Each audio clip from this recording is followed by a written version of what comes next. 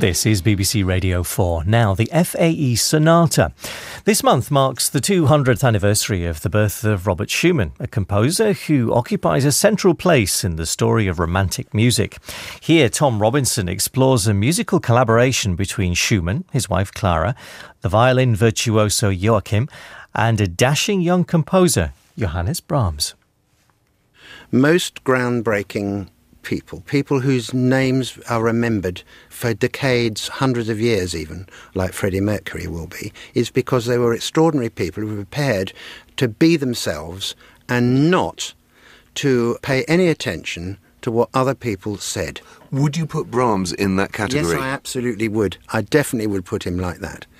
Yes, who's the pop equivalent of Johannes Brahms? I don't know who the pop equivalent is, but Hendrix probably.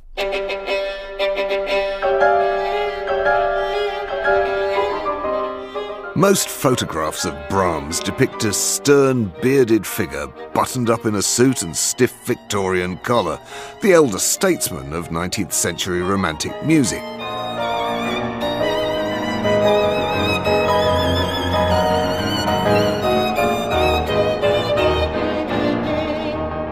Yet he was just 20 when he wrote this scherzo for a unique collaborative sonata with his mentor Robert Schumann and his pupil Albert Dietrich. Whether or not he was the Jimi Hendrix of his generation, as bandleader and composer Robert John Godfrey suggests, the youthful Johannes Brahms certainly had a magnetic physical charisma to match his outstanding talent.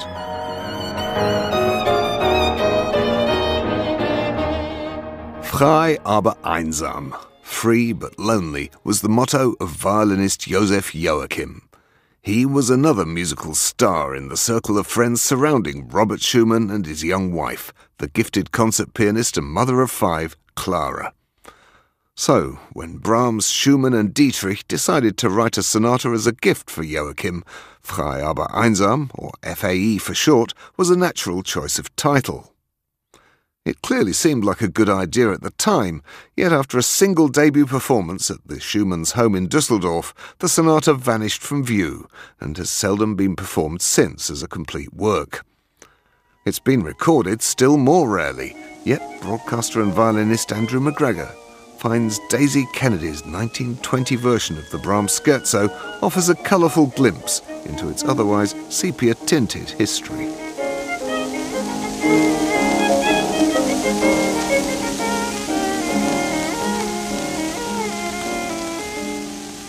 This is 23 years after Brahms' death, 13 after Joachim's when this recording was made.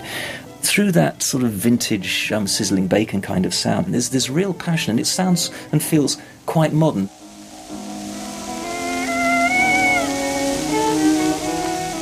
Daisy Kennedy, this Australian, she died in 1981, and it's a reminder of just how close we are through the medium of recording to something like Düsseldorf and Schumann and Brahms and Clara and this whole occasion. It's not as far away as we think.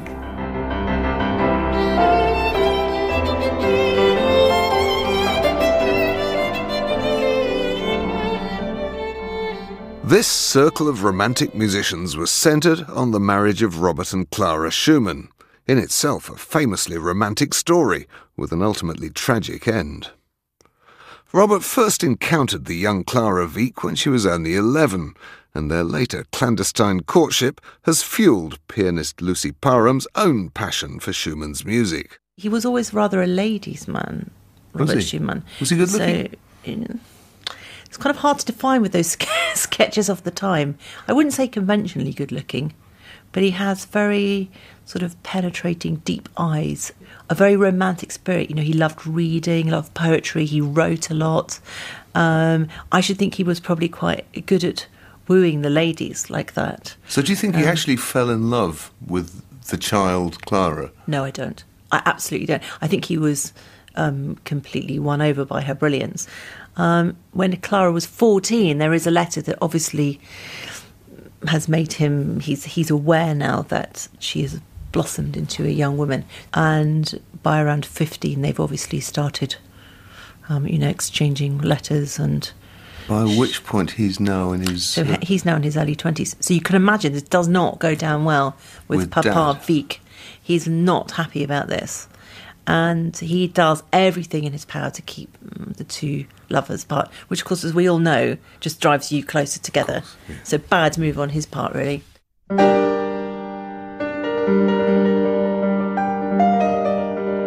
Then what's really interesting is they started writing to each other in musical codes. And actually, as with the FAE Sonata, he's used all these kind of little codes to go in his music, including one code which is the Clara theme. It's a theme of 5 falling notes that he weaves into most of his piano music at the time. How do those notes go? Very simple. Sometimes you get them. You hear those together, yeah. and you know that's her. And if you look at his piano music of that time, it is full of that. They're always consecutive falling 5 notes. They could be in a different key.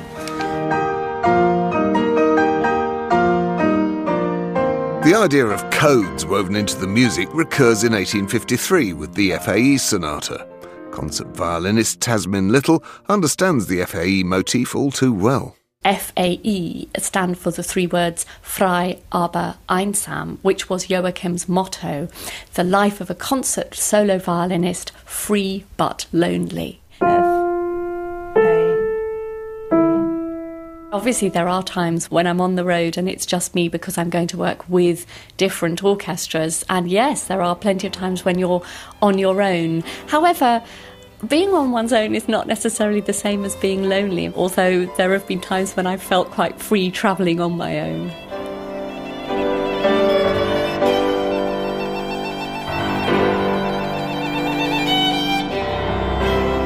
This short FAE movement by Brahms is the one piece Tasmin Little has performed more than any other in her professional career. Yet the sonata's opening movement, by another of Schumann's pupils, Albert Dietrich, holds no appeal for her at all.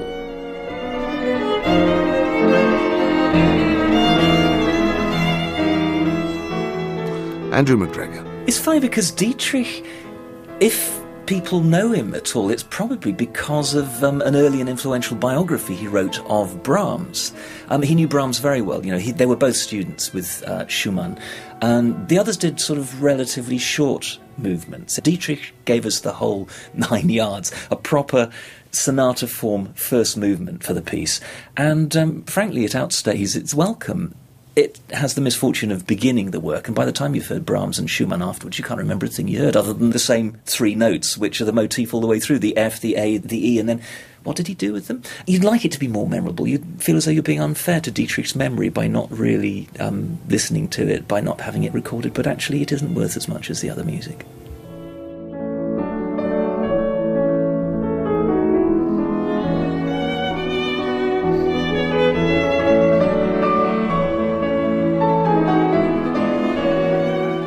You have to think that they're each writing, thinking about Joachim, what they knew of him. They'd all written for him, they'd all enjoyed his performances, and he was an astonishing prodigy. I mean, this is the man who gave what was, in fact, an influential performance of the Beethoven Violin Concerto. I think he was 12 years old, in London, conducted by Mendelssohn. Something of a sort of godfather to him musically. And all the furore around this brilliant young violinist playing it, this Hungarian violinist playing it so well, helped establish the Beethoven Concerto in the repertoire. Fellow child prodigy Clara Schumann also fulfilled her promise as a brilliant concert soloist in adult life. She was performing at a time when the very foundations of classical romantic music were being laid. Lucy Parham again. I think the irony is that during their lifetimes, she was a much bigger star than him. He wasn't particularly well known, and she was fantastically famous. Did he support her in what she was doing? Did he inspire her, or did he drag her back? Well, at the beginning, when they were married, he basically wanted a wife and he wanted children, and he did not want her to play the piano. And he was quite cross when she wanted to go off on tour again. But then, the harsh fact arrived that they couldn't afford to live without her money because she earned a lot of money from touring. And she was fated wherever she went. He didn't like that. In many respects, it was an equal marriage, but in many respects, it was not, because he found it very hard to cope with his jealousy, and he used to drown his sorrows in copious amounts of alcohol.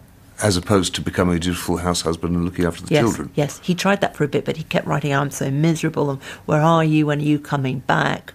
So he wasn't happy with that at all. So they have 10 years of this with her constantly getting pregnant, having children, having miscarriages, in between times going out and bringing home the bacon. Yes. Him drinking, being miserable and jealous. Makes it sound rather miserable. It was ostensibly actually quite a happy marriage, but yes, you're right. So at what point into this firmament does the new star of Johannes Brahms come kind of storming in and change everything? Well, it's relatively late. In the early 1850s, he has met the Schumanns through their mutual friend, the violinist Joachim, and both Clara and Robert are bowled over, completely bowled over, and they both know this is a young star in the making. Schumann's very generous about it, helps him a lot, writes wonderful reviews for him, and then he starts writing music for Clara.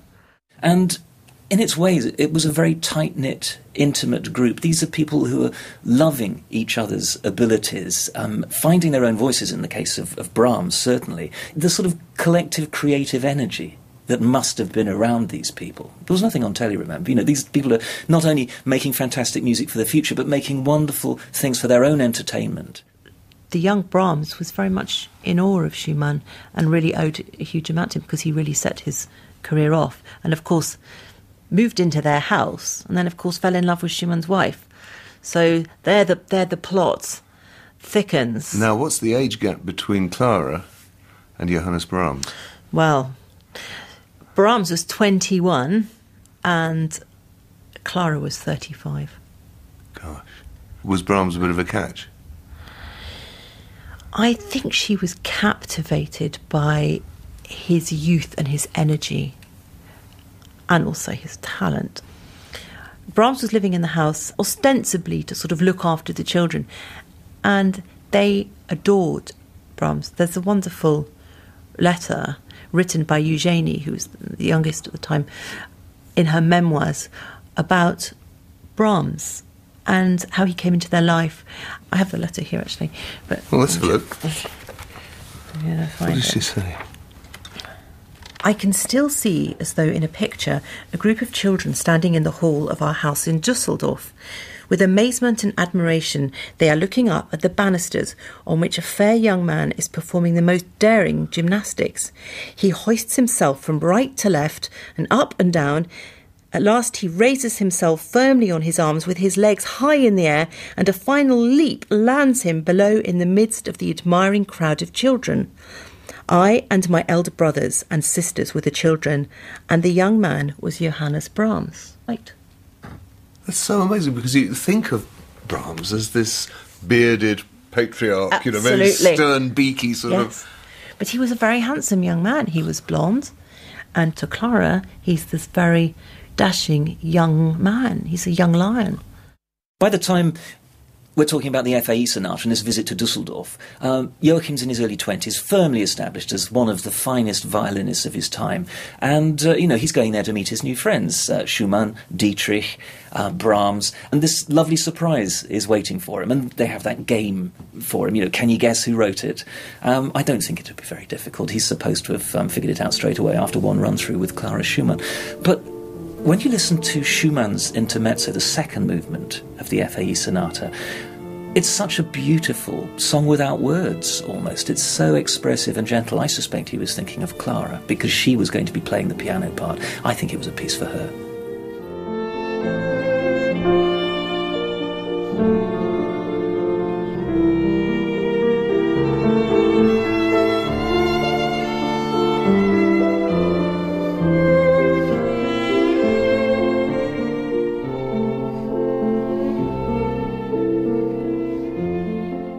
Well, now, Joachim was kind of involved in this intense circle of friendships going on, and he was friends with Clara, he was friends with Robert, he was friends with Johannes, but there's a letter from him here saying, Brahms has been here since Friday. When, on coming back from a late walk, I found the young green and gold tiger lying in wait for me, greener than ever by reason of his laurels and newly gilt by publishers who are printing all his things. He was in splendid spirits and talked far into the night of old friends in the town of booksellers. You've really seen deep into his nature. He is egotistic and always on the lookout for something to his advantage, but at any rate, he's sincere in the expression of his feelings.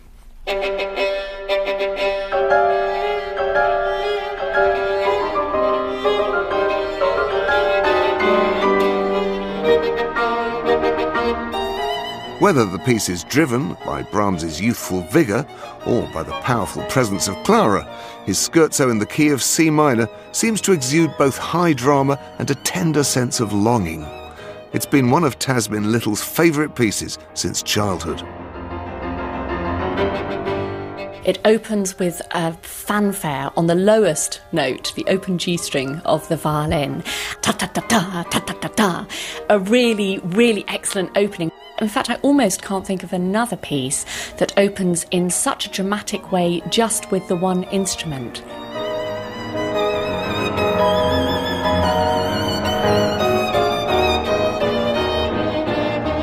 The idea, I think, behind the piece is that it's a scherzo, which actually literally means joke. However, scherzo for Brahms doesn't necessarily mean light-hearted. It can mean more highly charged. And I think that this piece is extremely highly charged. It's very, very dramatic.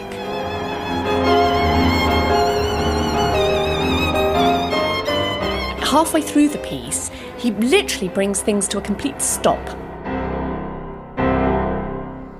And you wonder what is going to happen now. Where can he go after this bold initial statement? And then there is something which is so beautiful, this love melody, which actually I think at this point he could almost be confused with Schumann.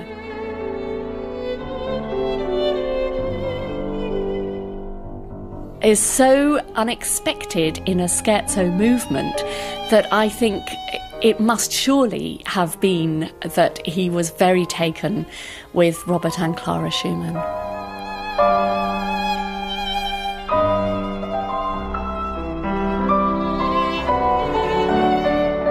I love this piece because it is such a real partnership between the violin and the piano.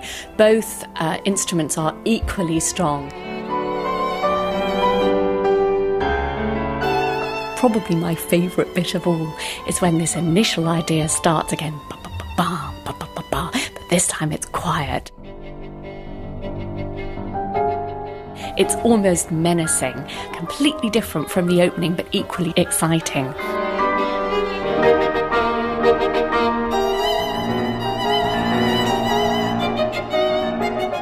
At the heart of it all is this extraordinary woman, Clara, who was in Muse.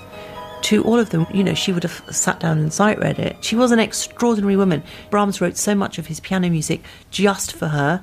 Both Lucy Parham and Robert John Godfrey believe that Clara must have exerted a powerful influence over Schumann and Brahms as composers. She created that whole environment which enabled them. She was an enabler in the sense that she provided the security and the discipline and, quite honestly, probably in quite a domineering way. So would you say she's an uncredited collaborator, in fact, in the work? While she might not have actually written any of the music, without her input, you know, there wouldn't have been any of this music.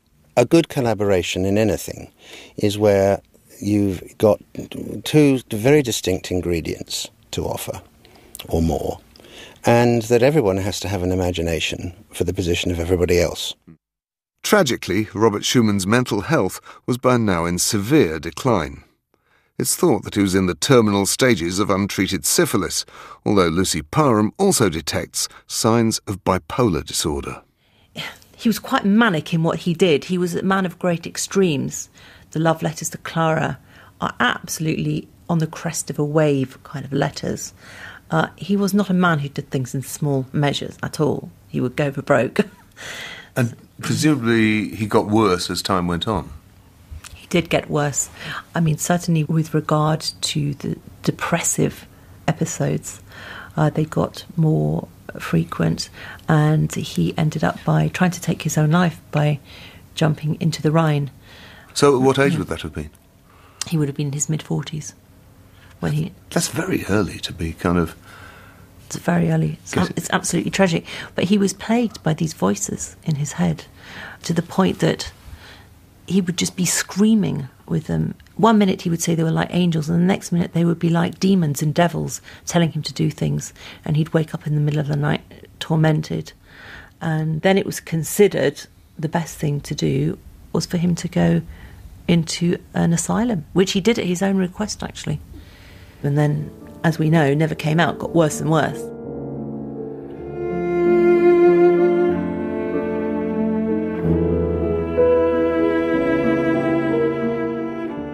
Clara was told if she went to see him, it would really hinder his progress. And she didn't see him in those 2 years? She didn't see him right until the end.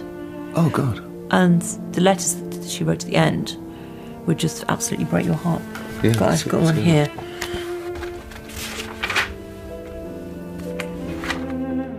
And she says, I saw him between 6 and 7 in the evening. He smiled. He put his arms around me with great effort, for he can no longer control his limbs. I shall never forget it. Not all the treasures in the world could equal this embrace. My Robert, it was thus that we had to see each other again. How painfully I had to trace out your beloved features. What a sorrowful sight it was. 2.5 years ago you were torn from me without any farewell, though your heart must have been full, and now I lay silent at your feet, hardly daring to breathe. Only now and then I received a clouded look, as if it were but unspeakably gentle.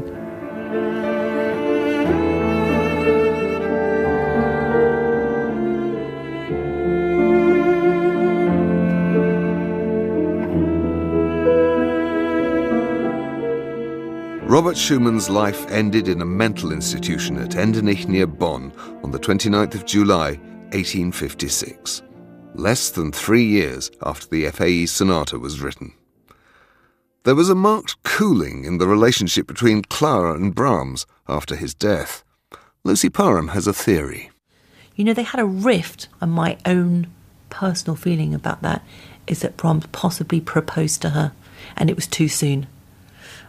Because there's a letter about him getting on a train and going away, and they didn't see each other for a while after that. But by the end of their lives, they did reconcile. And they were lifelong friends. And she does write a very specific letter to her children to be opened on her death about her relationship with Brahms. And the basic premise of it being, don't listen to idle gossip. He was my truest friend. And this is what he meant to me. There's been a lot of speculation about it, the whole sexual dynamic of that group. You've only got to listen to the late works of Brahms, the piano works, to realise just the sort of tenderness and the sort of bittersweetness of an obviously unrequited relationship. When Brahms was very old, she would send all his pieces to her for her eye to be cast over them, and by then she had very arthritic hands, so he wrote these very slow, poignant pieces that weren't too technically difficult for her anymore, but that she could cope with. It was done with a lot of tenderness and love.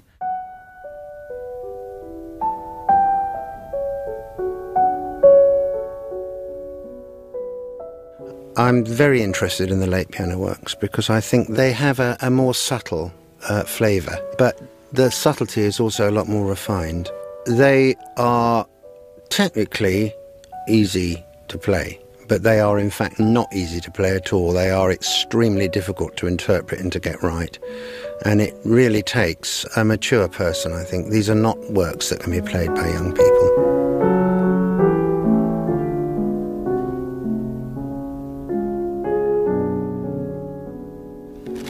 This is Brahms, who's now on holiday in Bad Ischl in 1893. So it's 3 years before they both die. And he writes, "Dear Clara, I'd like to know how you get along with this. It's crawling with dissonances. The little piece is exceptionally melancholy, and to say to be played very slowly isn't saying enough. Every bar and every note must sound ritardando, as though one wished to suck melancholy out of each and every one, with a wantonness and contentment derived from the aforementioned dissonances. God Almighty, this description will surely, I hope, whet your appetite. It's so very tempting to be able to give you a little pleasure."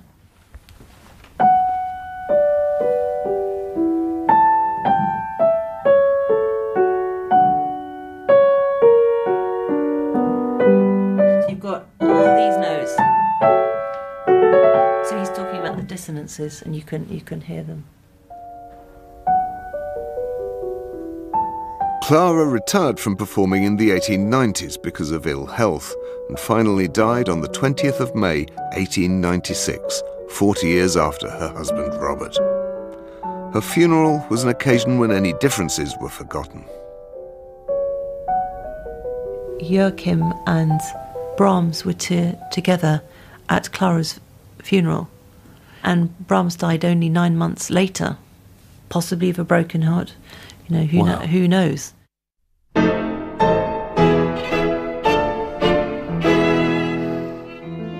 The balance of probabilities of this big question of were Clara and Brahms romantically involved, I disappointingly have to say I don't think so.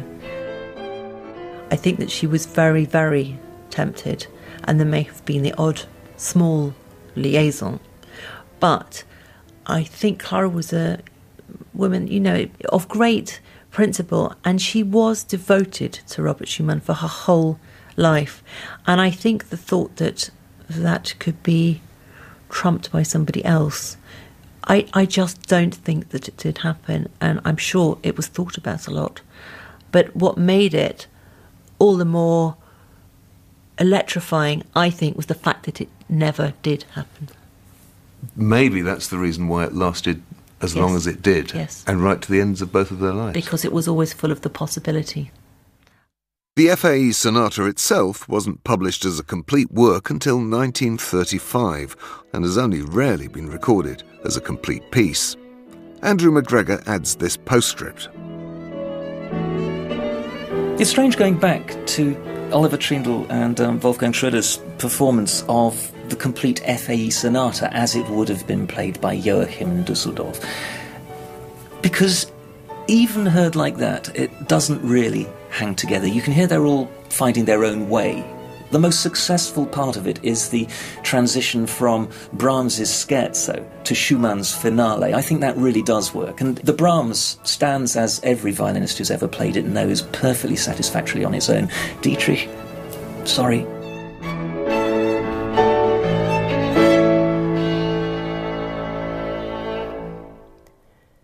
The FAE Sonata was presented by Tom Robinson and produced by Sarah Parker. It was a Falling Tree production for BBC Radio 4.